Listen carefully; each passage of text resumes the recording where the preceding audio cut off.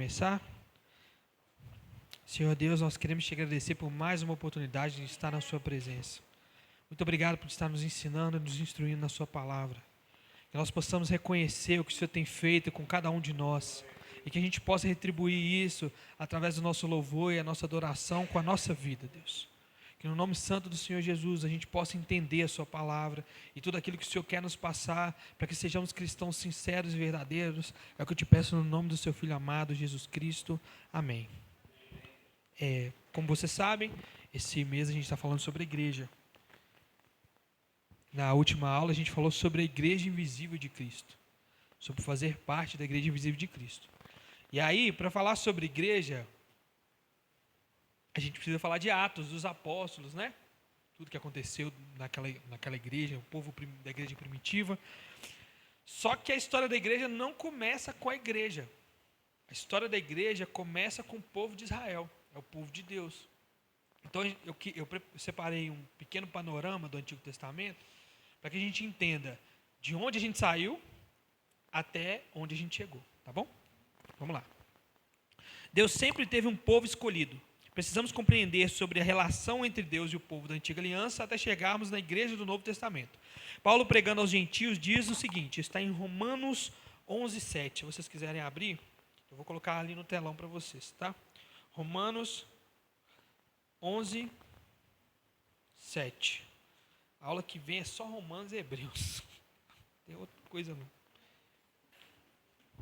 Está escrito assim, ó. Que dizer então? Israel não conseguiu aquilo que tanto buscava, mas os eleitos obtiveram. Os demais foram endurecidos. Como está escrito, Deus lhes deu um espírito de atordoamento, olhos para não ver e ouvidos para não ouvir, até o dia de hoje. E Davi diz que a mesa dele se transforma em laço e armadilha, pedra de tropeço e retribuição para eles. Escureceram-se os olhos para que não consigam ver e suas costas fiquem encurvadas para sempre. Novamente pergunto, Paulo falando, acaso tropeçaram para que ficassem caídos? De maneira nenhuma. Ao contrário, por causa da transgressão deles, veio salvação para os gentios, para provocar ciúmes em Israel. A gente precisa entender sobre o povo de Deus, os israelitas, porque se eles não tivessem falhado, nós não faríamos parte dessa aliança. Eu quero provar isso para vocês. Isso está em Deuteronômio 32. Paulo está citando Deuteronômio 32. Deuteronômio 32. Está escrito assim no versículo 18. Vocês abandonaram a rocha que os gerou. Vocês se esqueceram do Deus que os fez nascer. O Senhor viu isso e os rejeitou porque foi provocado pelos seus filhos e suas filhas. Escurecerei o meu rosto deles, disse, e verei qual fim que terão, pois são geração perversa, filhos infiéis. Provocaram-me os ciúmes com aquilo que nem Deus é, e irritaram-me com seus ídolos inúteis. Farei que tenham ciúmes de quem não é o meu povo, e eu provocarei a ira por meio de uma nação insensata. Quem que é esse povo? Nós somos esse povo. Porque Israel pecou, lá atrás, Deus falou com eles, vocês estão me causando ciúmes, adorando a ídolos, adorando a deuses que nem são deuses. Por causa disso eu vou procurar um povo insensato, um povo distante, diferente, e vou provocar ciúmes em vocês. O que isso quer dizer? Quer dizer que Deus, desde o início, queria um povo. O povo de Deus, Israel. Aí o povo de Israel. Mas o povo de Israel não queria a Deus, não buscou a Deus. E incontáveis vezes foi contra o próprio Deus. E Deus falou assim, então eu vou escolher um povo melhor. Um povo diferente, um povo de uma nova aliança. E esses somos nós. Ou seja, para chegarmos até aqui como igreja, uma galera teve que errar e feio, cair e feio. Paulo fala mais sobre isso lá na frente e eu quero falar sobre isso na próxima aula, sobre o nós como igreja, tá? Então vamos lá, panorama do Antigo Testamento, tá? Há cerca de 400 anos Deus chamou Abraão, começa daí, e prometeu dar uma terra aos seus descendentes que seria o povo especial de Deus. Quer abrir comigo? Gênesis, eu não vou abrir a Bíblia demais, gente. Gênesis 12, do 1 ao 3, está escrito assim, ó. Então o Senhor disse a Abraão, saia da sua terra, do meio de seus parentes e da casa de seu pai, e vá para a terra que eu lhe mostrarei. Farei de você um grande povo e o abençoarei. Tornarei famoso o seu nome e você será uma bênção. Abençoarei os que os abençoarem e amaldiçoarei os que os amaldiçoarem. E por meio de você, todos os povos da terra serão abençoados. Ou seja, é uma promessa de Abraão para um povo, o povo que viria, o povo de Israel, e uma promessa para nós. Abençoarei os que o amaldiçoarem e amaldiçoarei os que os amaldiçoarem. E por meio de vocês, todos os povos da terra serão abençoados. Nós somos abençoados por causa da queda de Israel. Isso é estranhíssimo. Não faz o menor sentido. Um povo cai e um outro se levanta. Maior. Nós vamos conversar sobre isso ainda. Essa terra seria Canaã, onde Abraão viveu como estrangeiro pelo resto da vida. Abraão teve um neto chamado Jacó, que teve seu nome mudado por Deus para Israel. Vocês conhecem essa história, né? Jacó, que lutou com o anjo. Deus trocou o nome dele. Tá. Que significa, ele luta com Deus. Israel teve 12 filhos e deram origem às 12 tribos de Israel. Muito tempo depois, a terra de Canaã também se transformou, né, mudou de nome e foi para Israel. As 12 tribos de Israel têm os nomes dos 12 filhos de Jacó: Ruben, Simeão, Levi, Judá, Dan, Naftali, Gade, Asser, Issacar, Zebulon, José e Benjamim. Pode colocar nos seus meninos. Os 2 filhos de José, Manassés e Efraim, também se tornaram tribo de Israel. Israel passa a ter 12, 14 tribos. Estranho, né? E eu vou explicar como isso aconteceu.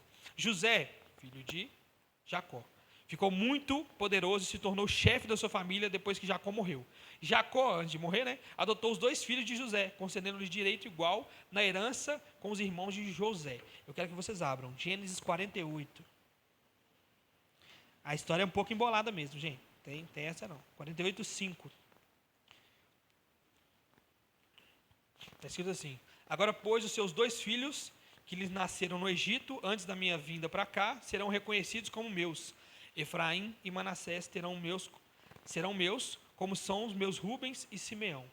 Isso é importante por quê? Porque você vai encontrar na Bíblia pessoas da tribo de Manassés, pessoas da tribo de Efraim. Tá? Assim, José deu origem a 2 tribos, com o nome de seus filhos, Manassés e Efraim. Vários líderes vieram dessas 2 tribos, como Josué, Gideão e o próprio Samuel, o profeta Samuel. Tá? Ok, continuando. A família de Jacó passou 400 anos no Egito e se tornou um grande povo, apesar de ser escravizado. Isso aqui é extremamente interessante. Depois que o povo passa fome, José traz a família dele para o Egito. O faraó da época é bondoso com eles e eles vivem bem. E aí passa o tempo e vem um outro faraó que não faz ideia da promessa que esse faraó antigo fez com o povo de Israel e passa a escravizar o povo. É uma coisa louca. E no meio da escravidão, no meio desse problema, o Egito passa por um monte de problema e o povo de Israel continua crescendo e não para. E aí os líderes começam a ficar com medo, falam assim: gente, o povo vai matar nós. Nós temos 3 filhos, eles têm 30. Vai dar muito ruim. E o povo é escravizado. Pelas mãos de Moisés, Deus tirou os israelitas do Egito e os levou através do deserto para a terra prometida. Nesse tempo, Deus deu a sua lei aos israelitas, ensinando-os a viver de maneira diferente de outros povos. Até aí a gente já conhece, né? Essa história toda. 40 anos depois, por causa da infidelidade do povo, liderados por Josué, eles conquistam Canaã e se estabeleceram no território. Vários outros povos moravam no território de Israel e houve muito conflito. Mas após alguns séculos, os israelitas se tornaram o povo dominante da região. Nessa época, os israelitas estavam muito divididos entre tribos e nem sempre tinham um líder para os unir. Uma coisa interessante dessa época, desse tempo, é que Deus manda destruir todo mundo que estava em volta. Vocês vão entrar em Canaã e mata todo mundo. Por quê? Porque se esse povo continuar ali, vocês vão aprender a língua desse povo. Vocês vão se casar com as mulheres desse povo. Vocês vão aprender as culturas desse povo e vocês vão se corromper. O que aconteceu? O povo não fez o que Deus mandou. Alguns povos foram realmente exterminados e outros se tornaram escravos. Tá bom, Deus. Eles não estão liderando, eles são escravos. O problema é que eles são escravos, eles estão lá ainda. Isso foi um grande problema para Israel. Israel começou a errar aí. O povo de Israel começou a errar muito lá atrás, mas Israel em si começou a errar ali. Porque dali que vieram todos esses ciúmes que a gente leu um pouco atrás. E aí tá. Todas as tribos divididas, que é a confusão toda, e aí começa a monarquia. Chegou uma hora em que os israelitas quiseram um rei para os unir. É 1 Samuel, vamos lá? 1 Samuel 8, 6 e 7. Quando, porém, disseram: dá-nos um rei para que nos lidere. E desagradou a Samuel. Então ele orou ao Senhor, e o Senhor lhe respondeu: atenda a tudo que o povo está pedindo. Não foi a você que rejeitei, foi a mim, não, que rejeitaram. Foi a mim que rejeitaram como rei. Isso aqui é interessante, porque o profeta, e é por isso que nós não temos profetas nos dias de hoje, um dia a gente conversa sobre isso, o profeta, ele era o porta-voz de Deus e ele era a representação de Deus. Sabe aquela passagem extremamente difícil de o profeta estar subindo um caminho, alguns meninos começam a xingar ele de careca e vem a mãe de urso e mata todo mundo? Aqueles meninos estavam zombando Deus daquele profeta. Não era dele. Era a representação de Deus. Então quando o povo de Israel falou assim, os povos em volta têm rei, nós queremos um rei. Eles estavam falando assim, nós não queremos Samuel como um rei. Nós não queremos Deus como rei. Nós queremos um rei igual todo mundo tem. É feio. Foi feio. Foi feio. Deus escolheu Saul, mas ele fez muitas coisas erradas e seus descendentes não herdaram o trono. Isso daqui é um negócio que quando você lê, dá uma dor no peito. Que Deus vira e fala assim, não vai sobrar ninguém da sua descendência. Eu não quero que ouçam mais falar de vocês. É terrível, terrível, terrível. Por isso escolheu outro rei, Davi, a quem prometeu que a sua descendência reinaria para sempre. Eu sei que é grande, mas eu preciso ler isso. 2 Samuel 7, que é uma das coisas mais maravilhosas que existe. Eu não vou esperar vocês não, tá? Porque é muita coisa. O rei Davi já morava em seu palácio e o Senhor lhe dera descanso de todos os seus inimigos ao redor. Matou todo mundo que tinha que matar, resolveu os conflitos tudo. Ninguém queria mexer com Davi, que Davi era forte demais. Certo dia, ele disse ao profeta Natã, aqui estou eu, morando num palácio de cedro, enquanto a arca de Deus permanece numa simples tenda. Natã respondeu ao rei, faz o que tiveres em mente, pois o Senhor está contigo. E naquela mesma noite o Senhor falou com Natã, está errado, filho, vá dizer ao meu servo Davi que assim diz o Senhor, você construirá uma casa para eu morar?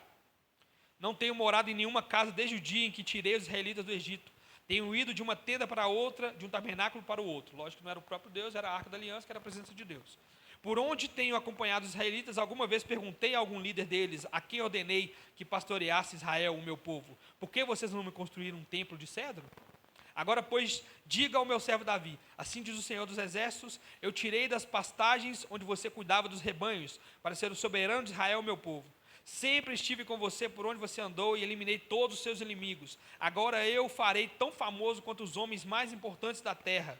E providenciarei um lugar para Israel, o meu povo, e o plantarei lá, para que tenham o seu próprio lar e não mais sejam incomodados. Povos ímpios não mais os oprimirão, como fizeram no início. E tem feito desde a época em que nomeei juízes sobre Israel, o meu povo. Também julgarei todos os seus inimigos. Saiba também que eu, o Senhor, estabelecerei para ele uma dinastia. Quando a sua vida chegar ao fim e você descansar com seus antepassados, escolherei um dos seus filhos para sucedê-lo, um fruto de seu próprio corpo, e eu estabelecerei o reino dele. Será ele quem construirá o templo em honra ao meu nome, e eu firmarei o trono dele para sempre. Eu serei seu pai e ele será o meu filho. Quando ele cometer algum erro, eu o punirei com o castigo dos homens, com açoites aplicados por homens. Mas nunca retirarei dele o meu amor, como retirei de Saul, a quem tirei do seu caminho. Quanto a você, sua dinastia e seu reinado permanecerão para sempre diante de mim. O seu trono será estabelecido para sempre. Ótimo. E Natã transmitiu a Davi tudo que o Senhor tinha lhe falado e revelado. Olha isso aqui é de tremer. Então o rei Davi entrou no tabernáculo, assentou-se diante do Senhor e orou. Quem sou eu, ó soberano Senhor? E que é a minha família para que me trouxeste a esse ponto? E como se isso não bastasse para ti, ó soberano Senhor, também falaste sobre o futuro da família deste seu servo. É assim que procedes com os homens, ó soberano Senhor. Que mais Davi poderá dizer-te? Tu conheces o teu servo, ó soberano Senhor. Por amor de tua palavra e de acordo com a tua vontade, realizaste esse feito grandioso e o revelaste ao teu servo. Quão grande és tu, ó soberano Senhor. Não há ninguém como tu, nem há outro Deus além de ti, conforme tudo o que sabemos. E eu vou parar por aqui, porque essa passagem é linda. Mas o que acontece? Deus olhou para Saul e falou assim, quero não. Vai morrer todo mundo. Não quero saber. E para Davi ele falou assim, quando seu filho pecar, eu vou punir ele.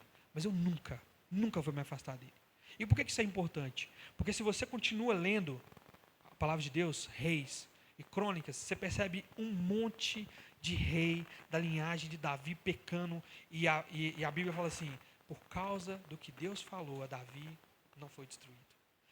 Pela promessa que Deus fez a Davi, isso aconteceu. E você vê o mesmo com Abraão.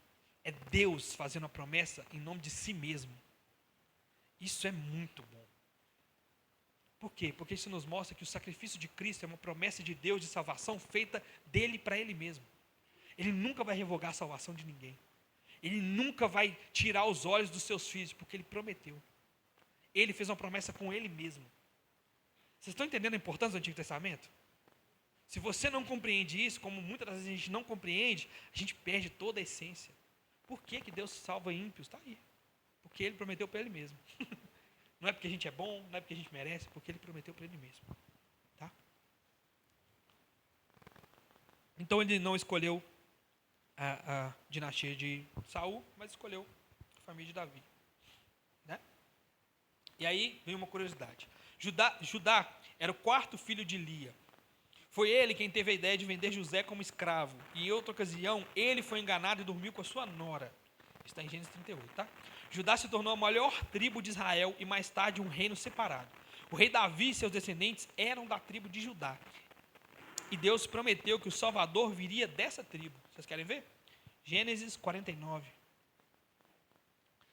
Gente, nada é por acaso. Nada é por acaso. 49, 9 e 10. Judá é um leão novo. Você vem subindo, filho meu, depois de matar a presa. Isso ele está falando sobre todos os filhos de Jacó, dando uma profecia para cada filho. E aqui é Judá. Como um leão, ele se assenta e deita-se como uma leoa. Quem tem coragem de acordá-lo? O cetro não se apartará de Judá, nem o bastão de comando de seus descendentes, até que venha aquele a quem ele pertence, e a ele as nações obedecerão. Jesus no Antigo Testamento. Para provar para vocês assim só. Como descendente de Davi, Jesus era da tribo de Judá. Isso é muito interessante. Por quê? Porque os judeus esperam o leão da tribo de Judá. Jesus, ele é filho de Maria. Maria é da tribo de Benjamim. Então ele não pode ser o Messias. Mas José é da tribo de Judá. José é pai de Jesus. E Jesus é descendente de Davi. Apocalipse 5:5. E disse-me um dentre os anciões: não chorem, eis que o leão da tribo de Judá, a raiz de Davi, venceu para abrir o livro e romper os 7 selos. Não foi por causa de Davi que Deus fez aquela promessa, foi por causa dele. A promessa feita a Davi foi feita em Gênesis. Eu vou permanecer essa linhagem, vai permanecer pelos séculos, até que venha aquele a quem todos os povos obedecerão, da tribo de Davi. E outra coisa interessante aqui que eu não coloquei é o termo raiz de Davi. Se você parar para pensar, o que vem primeiro na árvore? A raiz. Se ele é a raiz de Davi, ele veio antes de Davi e é descendente de Davi. Doideira, né? Doideira, né? A Bíblia tem 10 coleções, gente. Tem 10 coleções. 1 Reis 12. Agora nós vamos ler uma coisa muito legal. Salomão, filho de Davi, foi um rei muito sábio e construiu um templo para Deus. Mas em sua velhice, Salomão abandonou a Deus. Isso aí todo mundo já sabe, né? Depois de seu reinado, o povo de Israel se dividiu em 2 reinos. Israel ao norte, governado por vários reis diferentes, e Judá, uma das tribos, ao sul, governado pelos descendentes de Davi. Vocês estão entendendo? A tribo de Judá, descendente de Davi, teve uma linhagem só de reis. A linhagem de Davi. Israel começou a ter rei que não parava mais.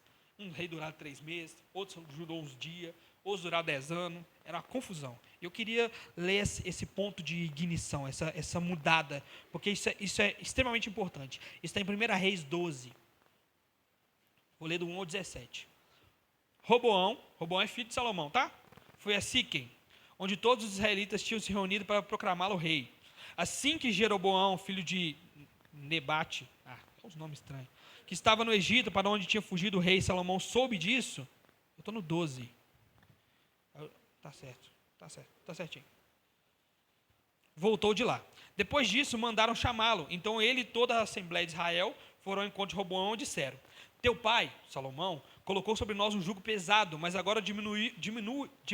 Mas agora Diminui o trabalho árduo e esse jugo pesado, e nós te serviremos. O povo estava pedindo arrego. Seu pai foi muito duro. Por que Salomão foi muito duro? Por causa da construção do templo. O povo tinha que, dar tributo, era muito complicado. Então as pessoas pagavam muitos impostos e tudo mais. E eles falavam assim, não precisa mais, gente? Já passou muito tempo, o templo já está aí construído. Por favor, tem misericórdia de nós. Enfim. Roboão respondeu, voltem a mim daqui a 3 dias, então o povo foi embora. O rei Roboão perguntou às autoridades que haviam servido seu pai. Gente, olha isso aqui. Salomão, durante a vida dele, a vida toda. Como vocês me aconselham a responder a esse povo? Eles responderam, se hoje fores um servo deste povo e servi-lo, dando-lhe uma resposta favorável, eles sempre serão seu povo. Diminui o imposto. Gente, eles vão amar você para o resto da vida. Roboão, contudo, rejeitou o conselho que as autoridades de Israel lhe tinham dado e consultou os jovens que haviam crescido com ele e o estavam servindo. É um idiota. Perguntou-lhes, que conselho vocês me dão? Como devemos responder a esse povo que me diz, diminui o jugo que teu pai colocou sobre nós? Os jovens que haviam crescido com ele responderam, a este povo que te disse, teu pai colocou sobre nós um jugo pesado?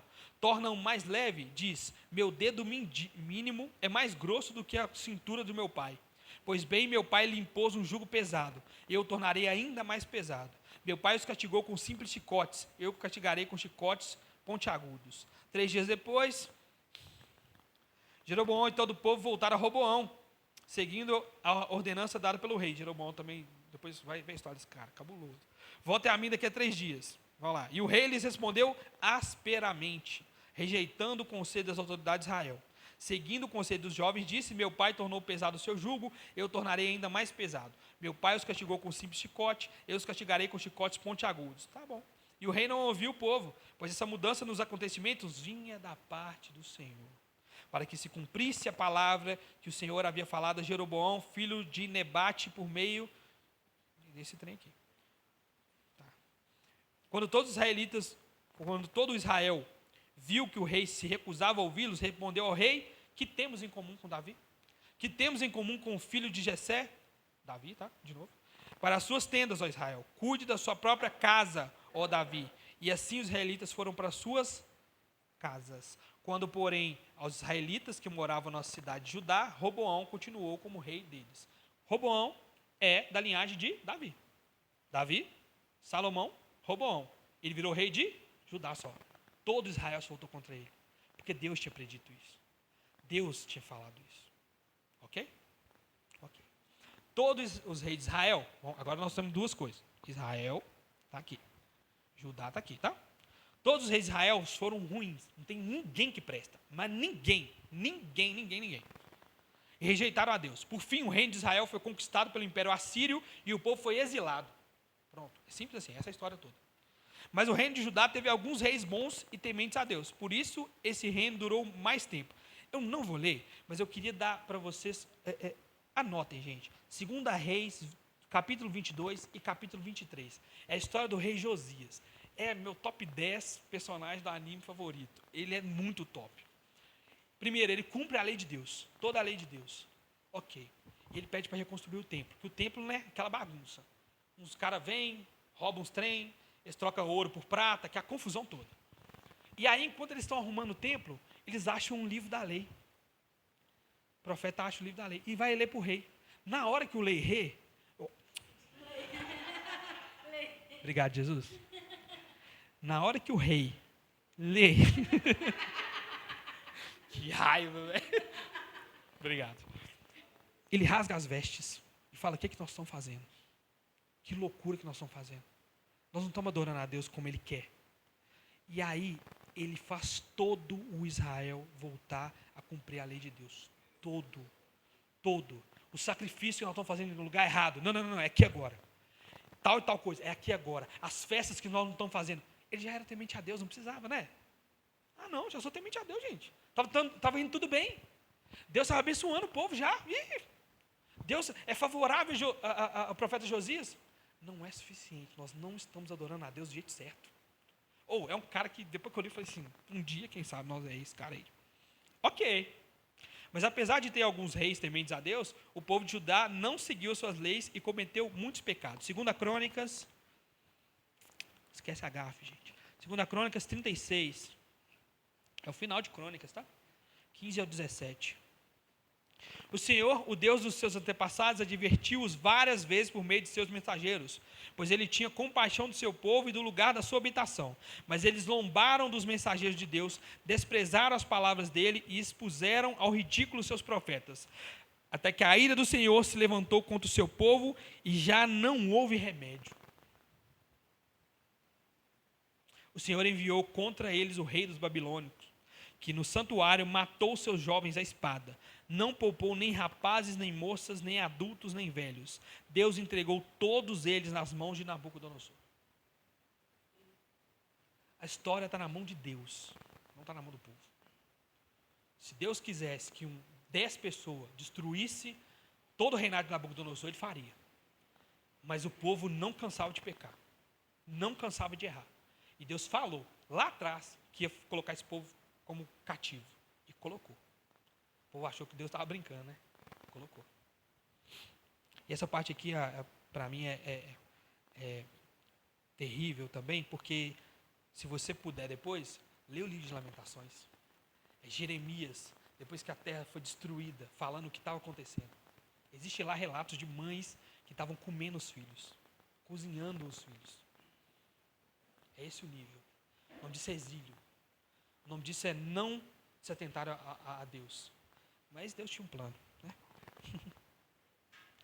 Uma série de reis ruins levaram a conquista de Judá pelo Império Babilônico.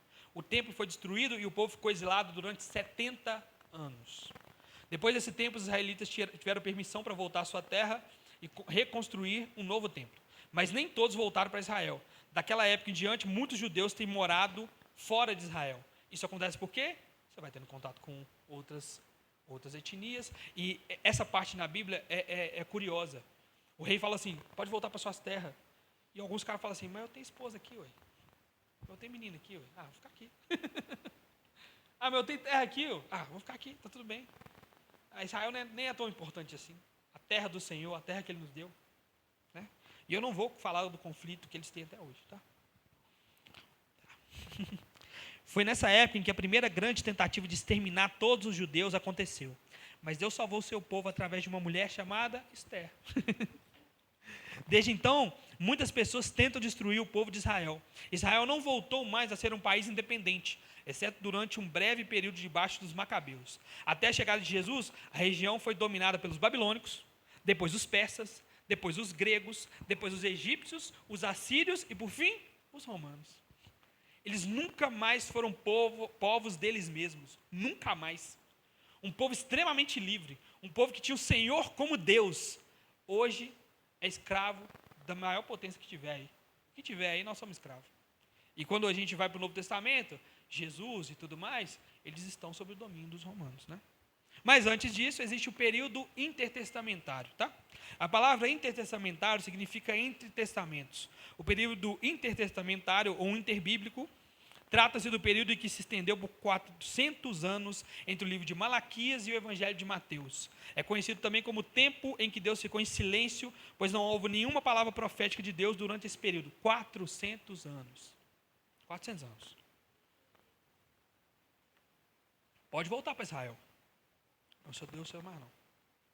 Vocês são Deus vocês mesmos. Vocês julgam vocês mesmos. E nenhuma palavra profética durante 400 anos. Você não acha nenhum livro que seja considerado, inspirado por Deus nesses 400 anos. Você não acha. Não tem. Deus não falou nada com esse povo. O povo foi guiado por ninguém. Simples assim. E aí tá, né? Vamos para o Novo Testamento. No tempo do Novo Testamento, o território de Israel estava debaixo do domínio romano, né? Como eu já falei, dividido em províncias. A liberdade e os direitos dos judeus eram limitados aos romanos frequentemente, e os romanos frequentemente interferiam nas tradições religiosas judaicas. Você quer ver isso mais nítido? É a prisão de Paulo. Toda aquela confusão da prisão de Paulo, mas eu sou romano, aí os caras ficam com medo, porque bateu nele, aquela coisa toda, porque Roma que mandava, Israel não mandava em nada mais. E aí, várias pessoas, quando Paulo chegava diante desses juízes, eles falavam assim, ah, mas isso aí é coisa religiosa, isso aí não é com nós não. A gente não sabe julgar isso aí não, a gente não tem por que julgar isso aí não. Ou seja, a tradição dos romanos era uma, a dos judeus era outra, e não importava. Faça o que vocês quiserem, gente. Faça o que vocês quiserem. Era uma época terrível. Tudo isso deixou o povo muito descontente com a opressão romana, né? Desde o exílio, o povo de Israel não tinha tido um rei da linhagem de Davi. Aí não começa. Você entendeu por que Mateus começa com a genealogia e aí vai para Jesus? Porque você tem que entender a linhagem. É da linhagem de Davi que vai vir o filho da promessa. Então tá, vamos começar. Mateus não fez nada, nenhum deles, né? Mas Mateus não fez nada sem intenção. Vamos começar aqui com uma genealogia, aí depois nós jogamos o que está acontecendo. Não. Aqui, ó. Vocês passaram 400 anos sem a resposta de Deus, né? Vocês querem a resposta de Deus? Vamos lá. A genealogia de quem que vinha o Messias? Vamos lá. Segue a genealogia aqui. Gerou Jesus. É muito doido, cara.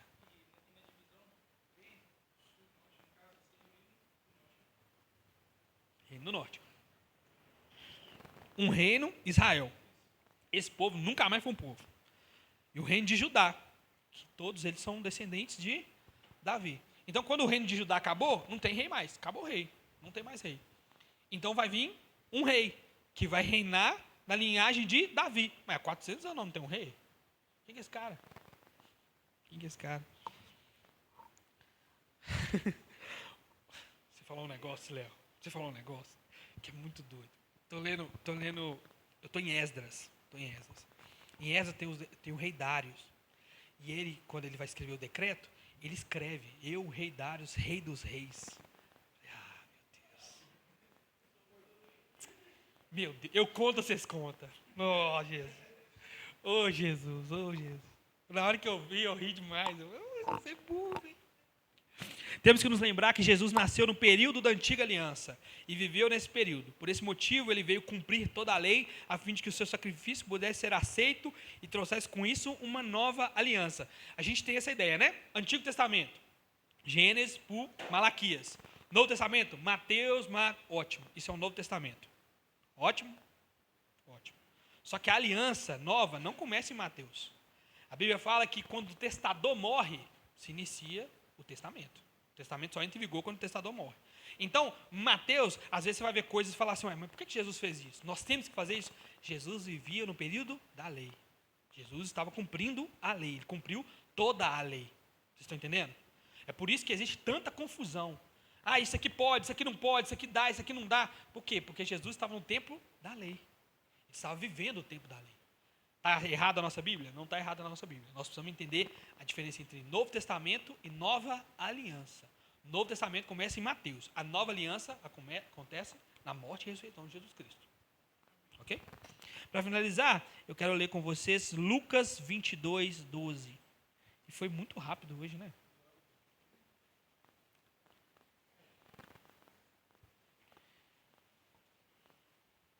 Lucas 22, 20. 30 não, meu filho, 20.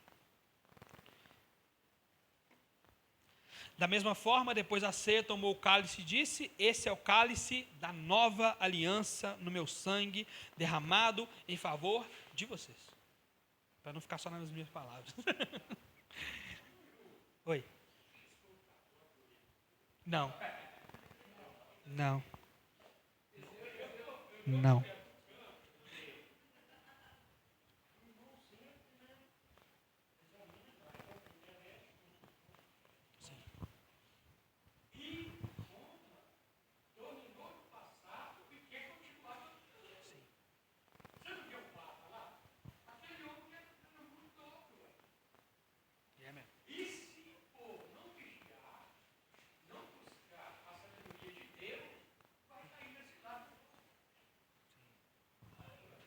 Sem medo de. Sim. Sim.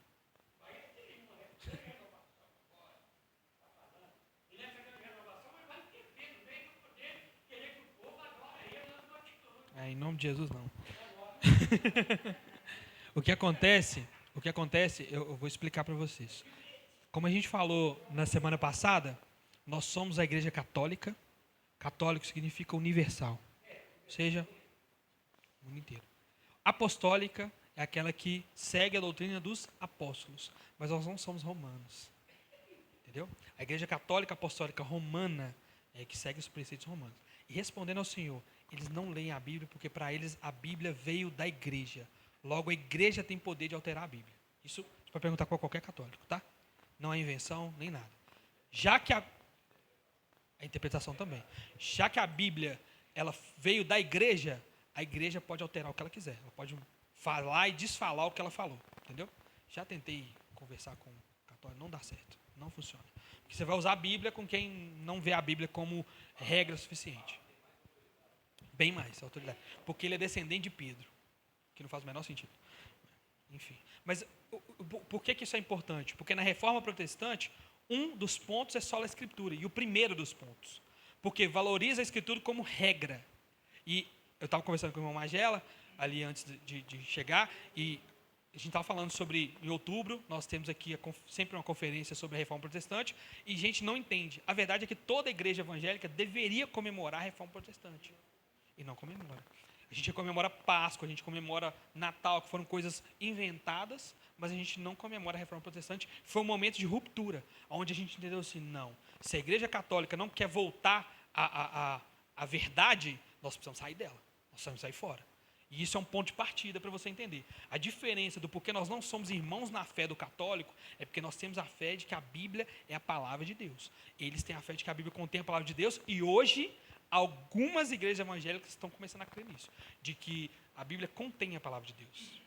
Não é a palavra de Deus. Ou seja, Deus pode falar na sua cabeça, no seu coração, algo diferente do que está na Bíblia. E aí o Espírito Santo tem mais poder, sendo que o Espírito Santo nunca vai contar a própria palavra dele.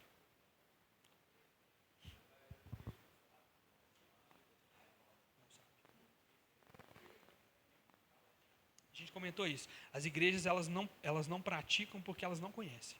Se você for em qualquer igreja ali e falar assim, gente, Reforma Protestante, fica falando, nunca ouvi falar, não sei o que é, nem nada, porque ficou muito essa ideia de que é uma coisa dos presbiterianos, é uma coisa dos mais cultos, e não. Isso é um ponto de ruptura. Foi dali que surgiu uma outra igreja que não fosse a igreja católica. Quer falar?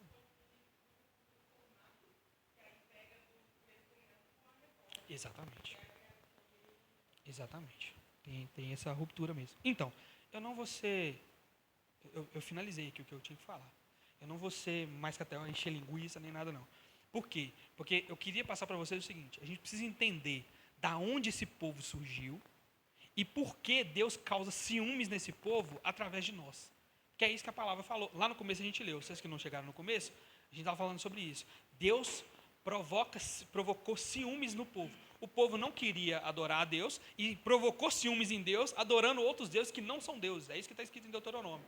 E ele fala assim que ele iria provocar ciúmes nesse povo por uma geração, por um povo mais insensato do que eles. Significa que nós somos os insensatos? Não, significa que esse povo se encheu de vanglória,